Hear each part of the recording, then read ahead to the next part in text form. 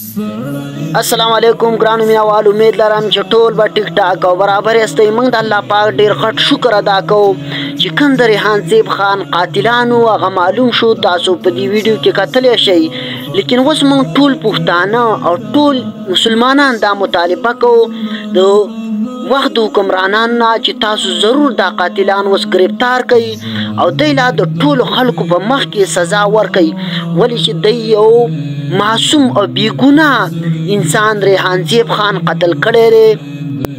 نو موږ چې کوم اعلی حکام دي حکومت وخت دی، موږ د هغې نه پرزور مطالبه کوو ټول پښتانه چې د ریحان زیب خان چې کوم قاتلانو هغه خو معلوم شو. په دې ویډیو کې تاسو کتلی شئ.